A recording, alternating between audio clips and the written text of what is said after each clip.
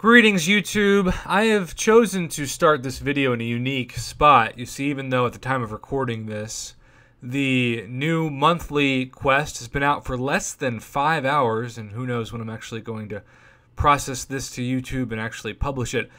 You can see it's one of those rare things. I 100% completed the month. I had time this afternoon, and so I just jumped in and got excited to do it.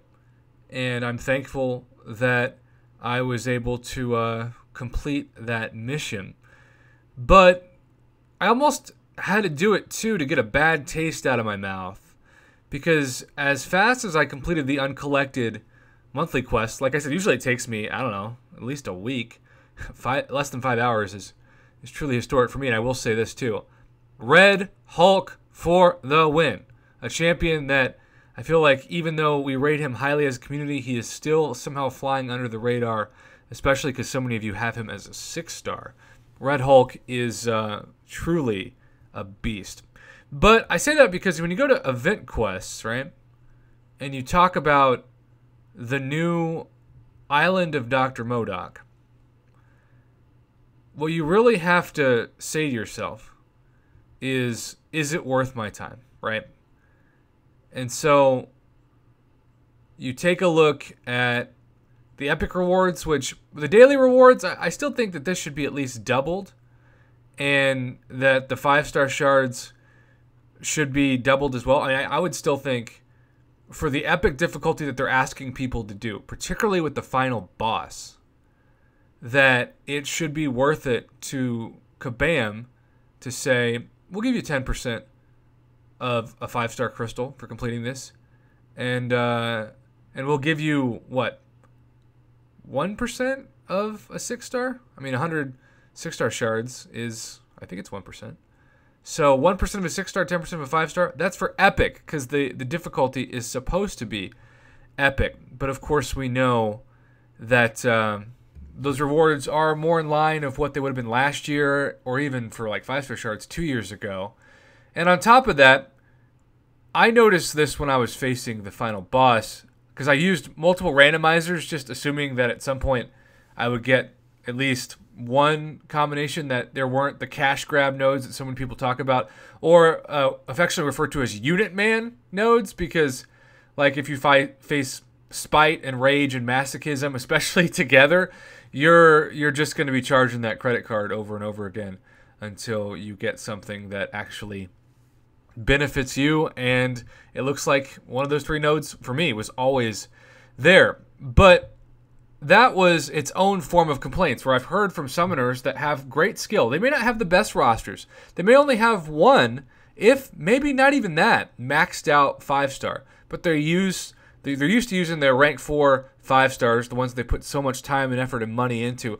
It's easy to forget, if you're like me, you've been playing this game for so long that you have, I don't know, over 20 rank 5 5-stars. It takes a lot of resources and time and effort to get your first 5-star to rank 5. Heck, it takes a lot to become uncollected. We talk so much about becoming Cavalier now that sometimes people will comment in a live stream and they'll say, "Prof, I know nobody cares anymore, but I got to be uncollected today and I'm proud." And I'm like, you should be proud. That is exciting. But can we just talk about something that might be one of the most tone-deaf things ever? If you recall, we have had special events that gave us, solo-wise, what these events normally do. What am I talking about? Well, yeah, you've got the special objectives, right? But the milestone rewards have been the same. Literally the same. So what would that get you every day? Well, that would get you a potion, a little bit of ISO.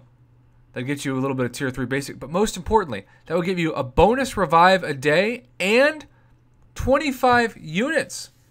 And I talked about how important this was about a year ago, because think about how many units Kabam asks you to spend on July 4th. So if they had given us the solo objectives with the units every day for 30 days, let's just go to our calculator so we don't guesstimate wrong. Let's say for 30 days, just for the sake of argument, 25 units. That's extra 750 free units that you can not only spend to clear content, but you can actually hoard toward July 4th offers. What have they done this year in 2020? Have they done the same thing they've done in years past? No. The milestones have been replaced with greater solo crystal shards. A crystal that has been in desperate need of a buff, and Kabam developers themselves have said that they feel like they don't really even serve the purpose of the game now that we've evolved from 3 stars and 4 stars to where they thought they might just get rid of them. That's a crystal that they acknowledge doesn't help people who've been playing the game for years now.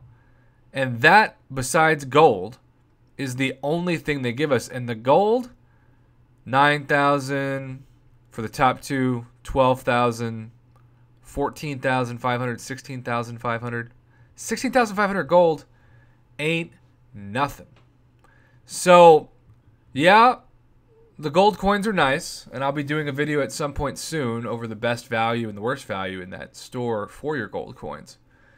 But in the meantime, I just can't think of a dumber idea, to be blunt, than to put this as your milestone rewards.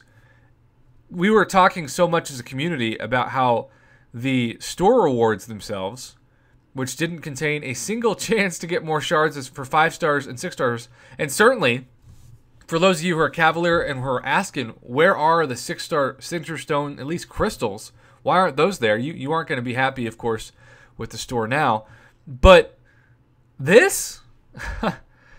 The irony is that I've heard from people who say, I'm going to be a greater solo act this month because I am downscaling the alliance that I'm in, or not being in an alliance at all, and I'm just taking off the side quest off.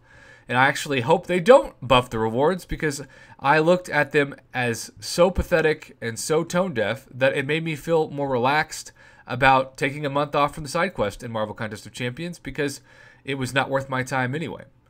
When you have enough people from all corners of the community that bring up the issue, you know you've messed up. And I get that we're never going to have the best event every month, right? Last month was incredible. The Chronometer gave you a chance to essentially get what I viewed as a 5-star generic Awakening Gem, because you could wait and be patient and all for, except a couple people who told me that they never saw a class even once that they were targeting, like skill, for example. But most people did. You could guarantee that 5-star champion in your roster, regardless of what class, as long as that class matched that the Chronometer gave it to you. Now, yeah, you get a 5-star Awakening Gem, but it's just one, and it's a class-based that you can't control. And, you know, I say all the time on my channel now in 2020, more choice, less chance. If you want people to enjoy this game, they've got to have control over their accounts. And RNG, the slot machine RNG that really doesn't benefit people from having a chance to have choice, is still as frequent in the game right now as it's been in any month in the past year for a side quest event. So, Kabam, I know you said you're not sure what you can do now that the event has been released. You did an incredible job of giving everybody 10,000 intel at the end of the month. I think it's time that you take a look in the mirror and think, you know, it may have to be something that comes at the end of the month, kind of like last month, but it's got to be worthy of the difficulty of the event and motivate players to actually do the content. Because right now, I'm just hearing from a lot of ticked off people who might do some master difficulty because there aren't any energy cost, at least, to this, but they're not going to do epic. And the people who are doing epic just view it as a unit man cash grab. And that sucks. It's sad. But as a community, we can continue to bring this up and hopefully have some response sometime soon.